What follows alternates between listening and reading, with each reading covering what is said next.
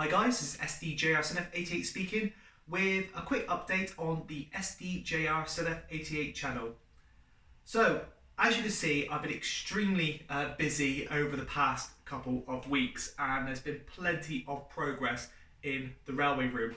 Now of course I'll leave most of that to that video when I get around to filming it, but as you can probably see from this small sort of section of the room, you can actually see there's been plenty of progress, most noticeably the addition of the raised area to the workbench, but again I'll come on to that in the update. But in the meantime, I've been working on a number of videos and plan to produce a number of videos to bring to the channel over the coming weeks and months into 2021.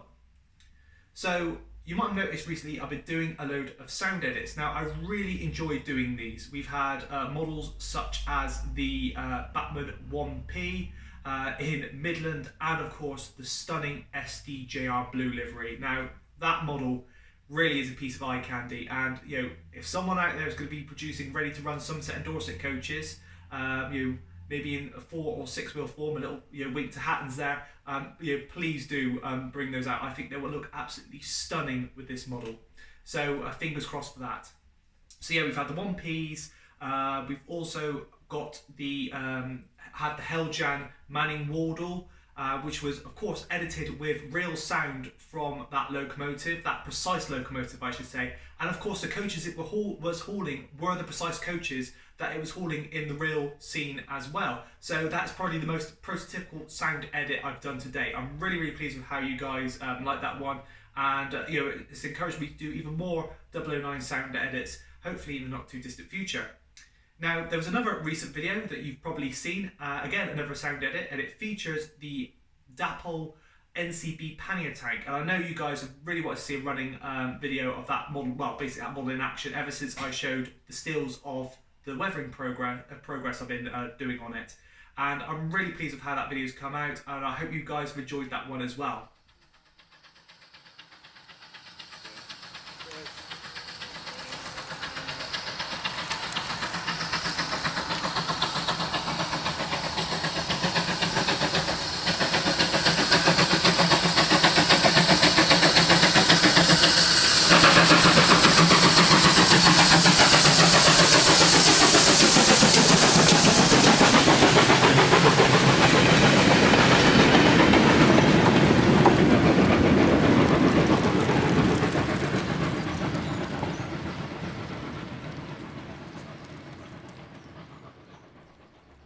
So whilst we're on the subject of O gauge, as you can see on the workbench we have a Dapol Class 08.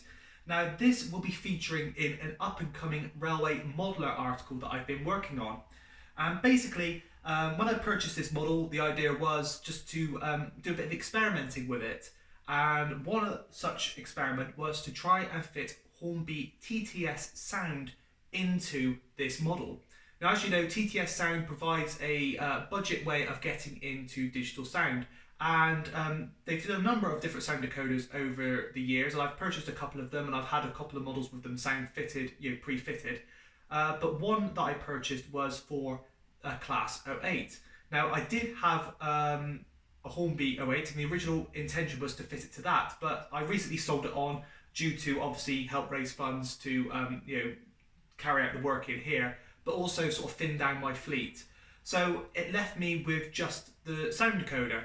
So I thought rather than letting it go to waste or selling it on, I thought I'd give it a go and trying to see if it's possible to fit one into a Dapol 08, and it turns out it is. So I've got a video on the way showing that in action, and of course there'll be a full article in Railway Modeller to follow, so look out for that one. That should be in the February issue, which is coming out January the 14th.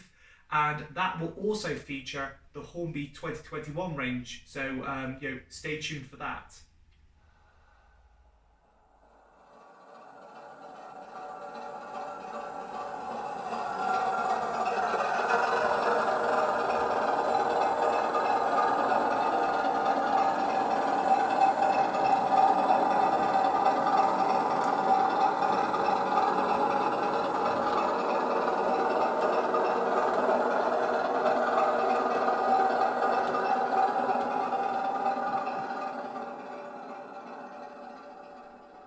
So one thing that you've probably spotted over my shoulder is of course Watery Botton Viaduct, and as you can see, that structure is now complete.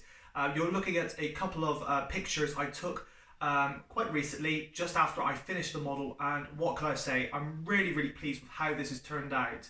Of course, I will go into more detail on the build in the next instalment on the railway room and of course the construction of Lincoln Vale. But all I can say is I have been taking photographs of this build as I've been going along, and you can probably guess what those photographs are going to be used for. So there'll be something to have a little read and see how I built this, along with of course a bit of history about the real viaduct itself. So again, another massive project that is coming to a close very soon, and I hope to bring you more info on that in the not too distant future.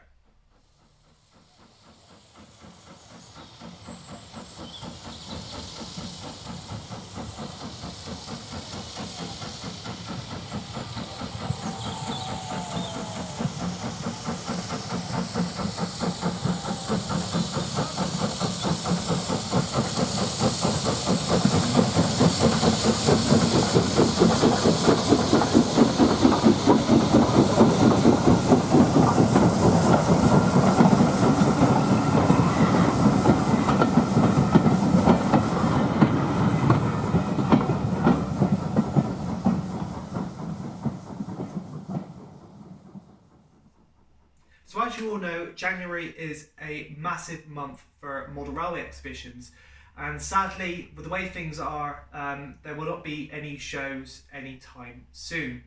So the idea is to continue with my model railway exhibition highlight series, and I know you guys have been really enjoying those videos, and I hope to bring you a number of my favourite exhibitions from the past couple of years over the next few months while we are without the real thing.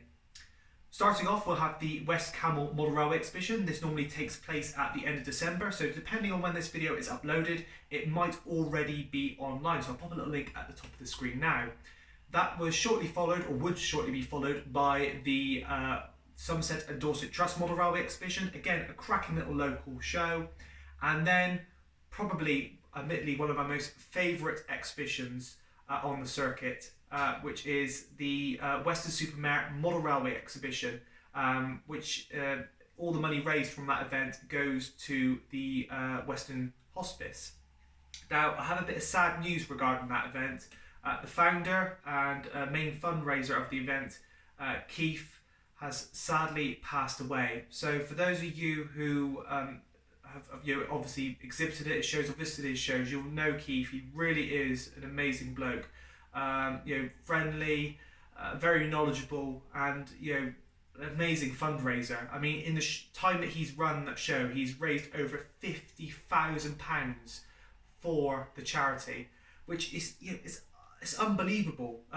For a model railway exhibition, it's brilliant. It shows that these events can be used for a good cause. So yeah, he really was an amazing man. So I'll be putting a little tribute in the highlights video for Keith. But yeah, he like I said, he's just an amazing bloke. And for those of you who met him, we've been privileged with such an amazing sort of ambassador to the hobby and of course the model railway exhibition circuit.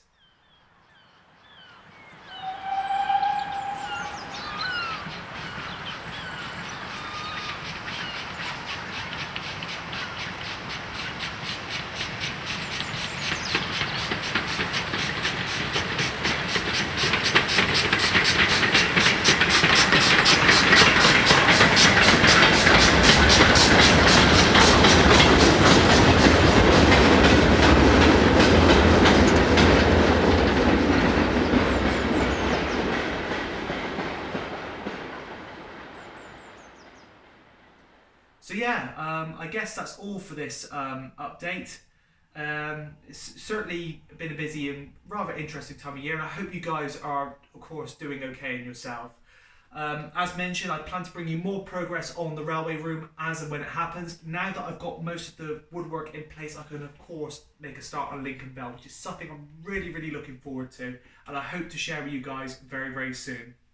So anyway, I guess it's all that's left for me to say is this has been SDJR7F88 speaking, and thanks for watching.